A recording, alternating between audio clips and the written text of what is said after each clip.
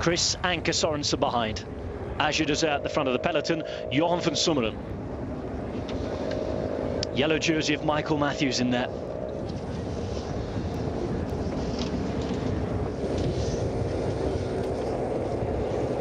Michael Matthews, his first race of the year. Lotto Soudal working towards the second peloton.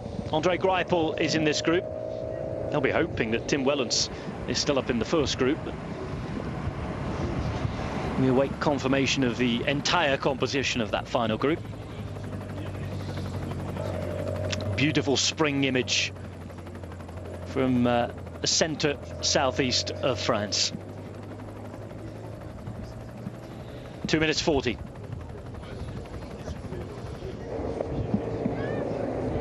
Second group on your screen now. Rafał Majka in there, as we've seen. Lotto Soudal doing some work with Greipel in third wheel there. Azure Desert, the front of the main peloton, the peloton of the yellow jersey, who is Michael Matthews.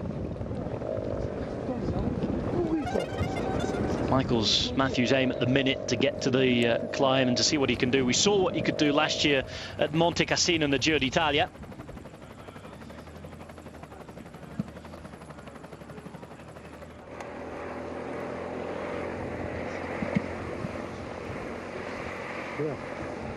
I'm also being told, thanks to Scott O'Rourke, that it's Nathan Haas' birthday as well. So a very happy birthday to him too in the pro peloton. 37 k's to go here on Paris-Nice.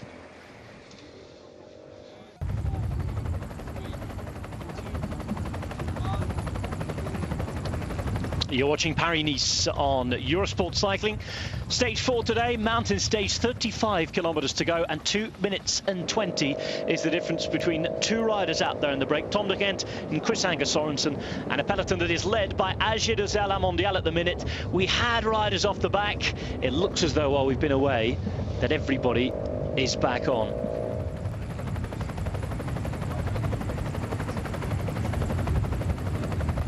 Just about. It's very stretched out. It is a very long group. Descending at the moment. A couple more climbs to come before the final climb.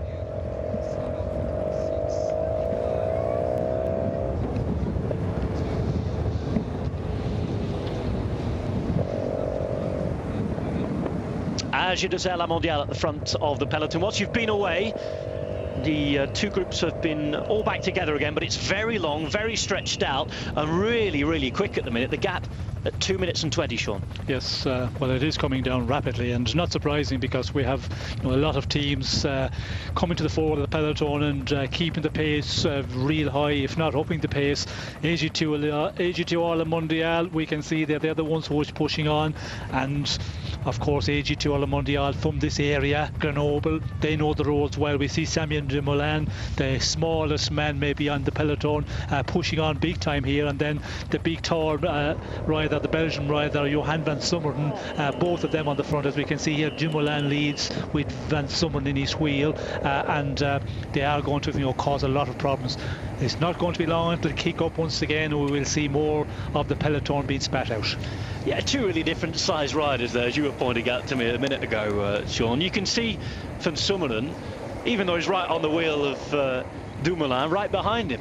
It's almost like one rider with two bikes stuck together. Bizarre image. Here's Arnaud Demar and Brad Wiggins at the back of the peloton again. Once more in danger of getting distance, I think. 2 minutes and 15. You're talking about Azure Desert, Sean, and the way that they know the roads. Do you think they've been talking to their former coéquipier, their former teammate Cyril Dessel, who won a stage on the Tour de France, I think it was to Jossière a few years ago. He's from this region, isn't he? And he's saying that it's really difficult roads around here. There is not a flat meter.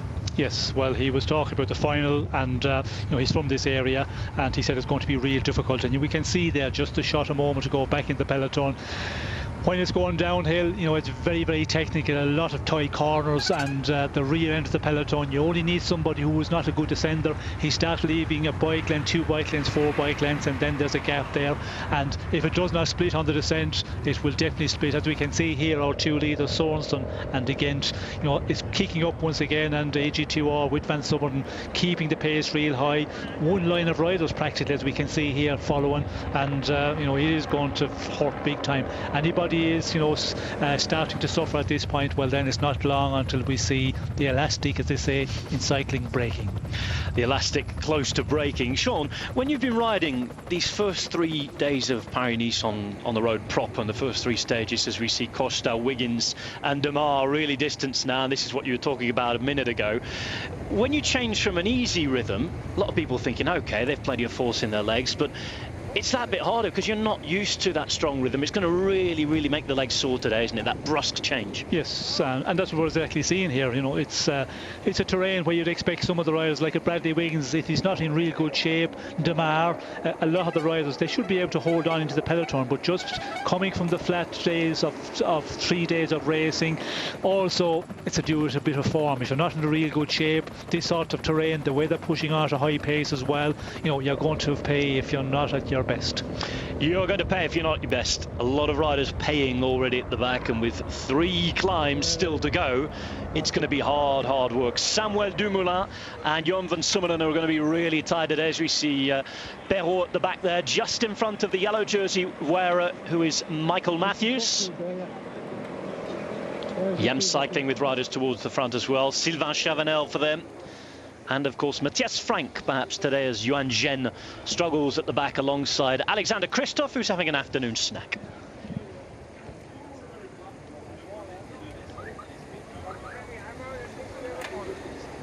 Stijn van den Berg, André Greipel. There's going to be some big names in the gruppetto today.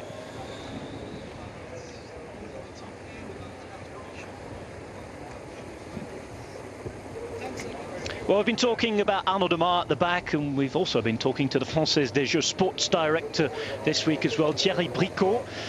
They're looking to see what Arthur Vichot can do, the former French champion, during this race. Croix de Chambouret, c'est toujours une arrivée un peu particulière. C'est pas la première fois que Paris. Well, the Croix de Chambouret, it's always a particular stage. It's not the first time that Paris is going there, but in the past we only really passed at the top of the finish the stages in Saint-Etienne. We're saying that it's a mounted pass, but it's a long hill for me. It's really the first big effort for the riders. We've done a recon this winter under the snow. This time there'll probably be some snow on the side of the road, but the weather will be good, I think. That stage will give us a first indication to know who's in good form or not, and we'll perhaps know the podium or the final winner of Paris-Nice. Will Arthur Vichot play a key role with the best climbers? Well, it's a hill for the climbers, but most of all it's a hill for strong riders at the start of the season. A bit like the Col d'Aise, where a strong man but necessarily not a pure climber will be at the top. There won't be any surprises, I don't think.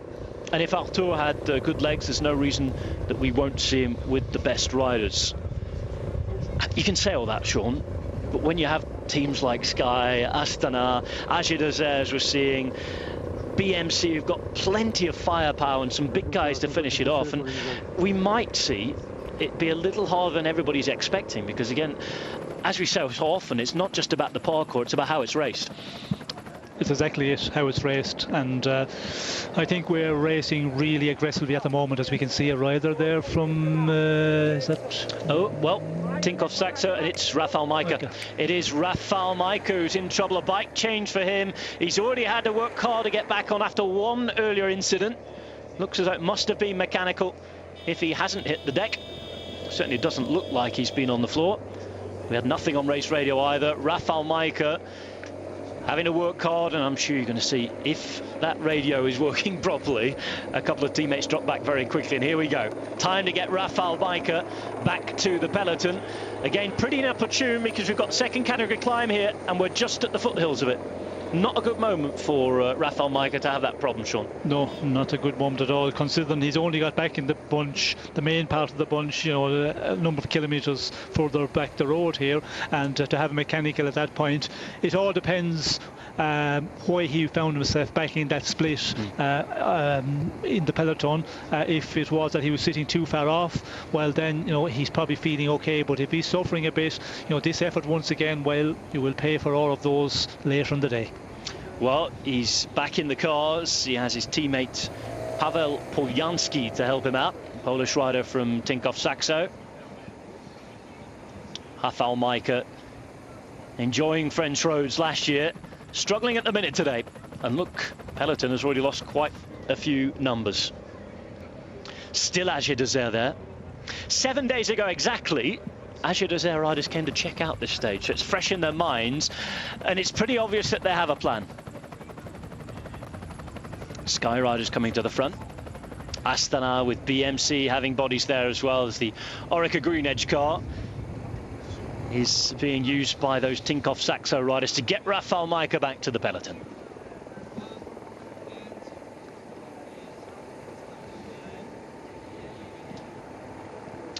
Well, they're going to get back on. How much is it going to take out, though, of Rafał Majka? Going to go past the medical car there, the white car on the right-hand side. Still Johan van Summeren and Samuel Dumoulin for the minute. Astana have been way down, but they're making an appearance now in those blue jerseys. I wonder how Fabio Aru is today. I mean, we see Michael Matthews come straight into competition and have an immediate impact. Fabio Aru to have the same one? Or for climbers, is it different, Sean? Well, it can be the case. You know, we haven't seen Aru at all this week. He's never appeared on our screens at any point during our coverage, but that doesn't say he's not in good shape.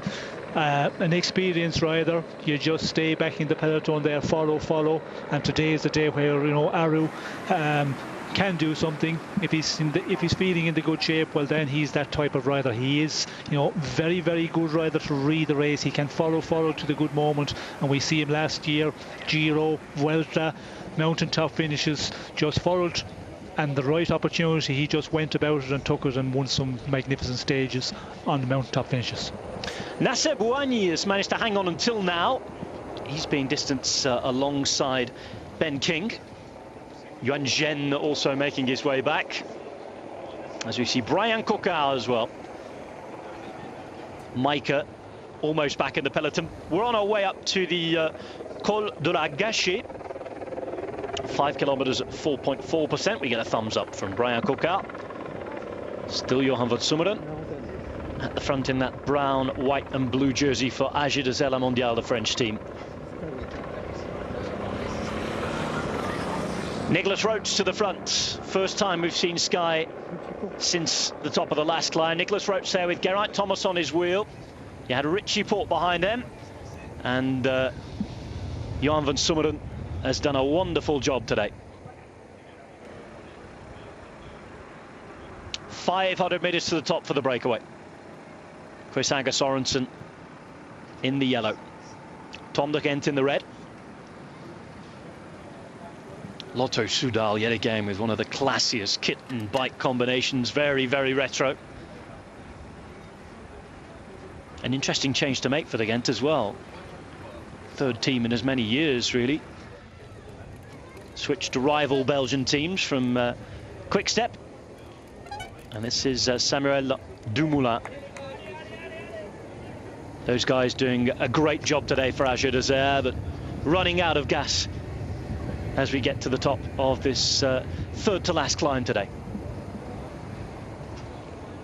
I'm thinking of Van Summeren. A day like today is really good prep for the classics as well, because he's running himself into the ground, isn't he? Getting some real form and fitness. Yes, well, it's all good training here when you can ride like Van Summeren have been riding here with Dumoulin. You know, it proves that the shape is quite good, but when you do a ride like that, you know, for a long number of kilometers, which they have been doing, it does help your form. And you know, he is, for HDTV, he is going to be the man who is going to be for the classics. Well, are we going to get big distances today? Over the top of the climb, Col de la Gâchette. De Gent and Sorensen. 1 minute and 40 as the work continues. Movistar at the front for the first time in a while, and it's Jose Joaquim Rojas on the left-hand side in the dark blue jersey.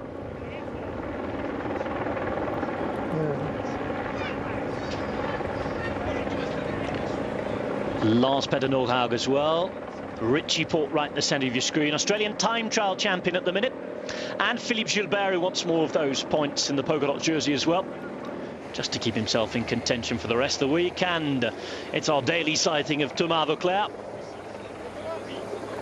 Well, he's done a lot of work on days where other riders haven't so far this week, and for him it's a slow ride into the finish. Poljanski's job is done. Rafał Majka back at the back of the peloton.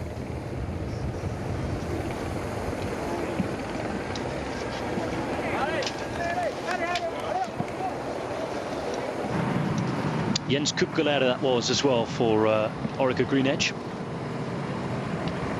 Back at the front, they're on the descent. 1 minute and 30 with each new team that comes to the front. With each acceleration, that gap is going to come down as Gilbert takes the rest of the points.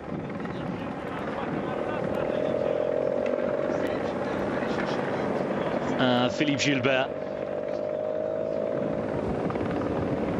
just explaining what went on there.